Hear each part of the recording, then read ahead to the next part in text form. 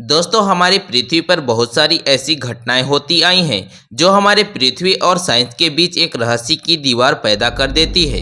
उनमें से एक है MH370। ये एक ऐसी घटना है जिसमें यात्रियों से भरा जहाज अचानक गायब हो जाता है। इस जहाज को आसमान खा गया या समुद्र निगल गई। ये घटना दिल दहला देने वाली घटना थी क्योंकि इस जहाज में 239 यात्री बैठे हुए थे। दोस्तों, यह घटना है 8 मार्च 2014 की। मलेशिया के कोलालमपुर एयरलाइंस से बीजिंग के लिए एक फ्लाइट निकलती है और अगले 5.5 घंटों में इस फ्लाइट को बीजिंग पहुंचना है। इस फ्लाइट में 227 यात्री और 12 क्रू मेंबर मौजूद हैं। इस फ्लाइट के कप्तान जहरी अहमद शाह हैं, जिनको 33 सालों का फ्लाइट उड़ाने का अनुभव है। वहीं इनके साथ फ्लाइट में को पायलट फारिक हामिद हैं, जिनको 7 साल का फ्लाइट उड़ाने का एक्सपीरियंस है। ये फ्लाइट रात के 12:42 मिनट पर कोलालमपुर से उड़ान भरती है। यह फ्लाइट 1:08 पर साउथ चाइना सी के ऊपर पहुंच जाती है। यह फ्लाइट जमीन से 35,000 फीट की ऊंचाई पर पहुंच जाती है। सब कुछ नॉर्मल चल रहा था और कुछ देर बाद यह फ्लाइट वियतनाम ATC के संपर्क में आ जाता है और फ्लाइट के कैप्टन वियतनाम के ATC को गुड नाइट बोलकर आगे बढ़ते हैं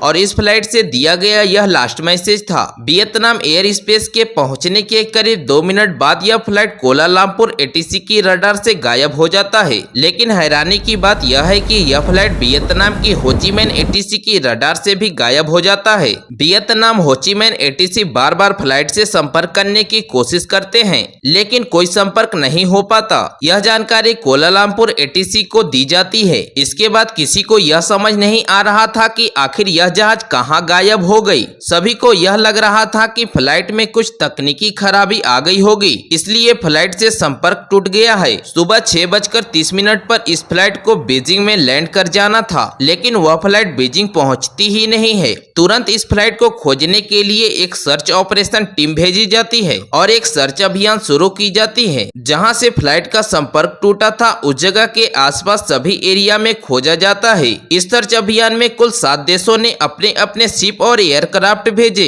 इस सर्च अभियान को चलते लगभग 3 दिन बीत गए, लेकिन कोई सुराग हाथ नहीं लगता है। 4 दिन बाद 12 मार्च 2014 को इस फ्लाइट से संबंधित एक और रहस्य सामने आता है जो सबके होश उड़ा देता है। ये फ्लाइट वियतनाम और कोलालमपुर के संपर्क से तो गायब हो गया था, लेकिन अभी भी मिलिट्री की एक रडार फ्लाइट को ट्रैक कर रही थी। मिलिट्री रडार के मिले डेटा ने सबको चौंका दिया। मिलिट्री रडार में मिले डेटा से पता चला कि यह फ्लाइट वियतनाम एयर स्पेस में पहुंची और इससे संपर्क टूटा तो फ्लाइट ने राइट टर्न लिया और फिर टर्न लेकर मलेशिया की ओर उड़ने लगी और 32 मिनट बाद यह फ्लाइट अंडमान निकोबार आइलैंड की ओर उड़ने लगी। कुछ देर बाद यह फ्लाइट मिलिट्री की रडार से भी गायब हो गया। इस घटना ने अब एक नया मोड़ ले लिया था। इस फ्लाइट को जाना था सीधा, लेकिन इसने राइट टर्न लेकर इंडियन ओशियन की तरफ क्यों मुड़ा? सवाल बहुत सारे थे, लेकिन इसके जवाब में साइंटिस्ट के पास कुछ नहीं था। अब साइंटिस्ट के पास एक और बड़ी चुनौती इंडियन ओशियन में सर्च अभियान चलाना था। इंडियन ओशियन में कई दिनों तक सर्च अभियान चला, लेकिन नतीजन कुछ भी हाथ नहीं लगा। इस प्लेन की गुत्थी को कोई समझ नहीं रहा था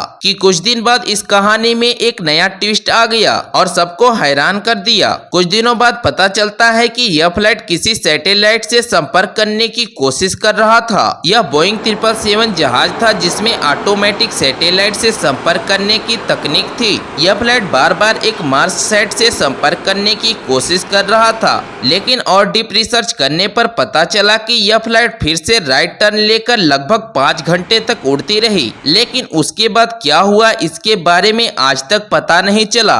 और अब शुरू होता है बहुत बड़ा सर्च ऑपरेशन जिसमें इंडियन ओशियन का चप्पा चप्पा छान मारते हैं। पहले समुद्र के ऊपर चलने वाले सर्च ऑपरेशन किए जाते हैं, लेकिन कुछ भी नामो निशान नहीं मिलता। फिर समुद्र के ऊपर के सर्च ऑपरेशन को बंद कर समुद्र में deep ocean search operation start किया जाता है, जिसमें तकरीबन $160 मिलियन का खर्चा आया। यह करीब 3 सालों तक चलता रहा, लेकिन इस जहाज के बारे में कुछ पता नहीं चला और फिर सर्च ऑपरेशन को बंद करना पड़ा। यह फ्लाइट कहां गई और कैसे गायब हुई यह किसी को आज तक पता नहीं चला, लेकिन जब भी इस फ्लाइट के बारे में पता चलेगा हम इसके बारे में आपको जरूर बताएंगे। यह MH370 की घटना आपको कैसी लगी? अपनी राय कमेंट बॉक्स में जरूर बताएं। साथ ही वीडियो को लाइक और चैनल को सब्सक्राइब जरूर कर लें। मिलते हैं अगली एक और आश्चर्यजनक वीडियो के साथ। तब तक के लिए नमस्कार, जय हिंद।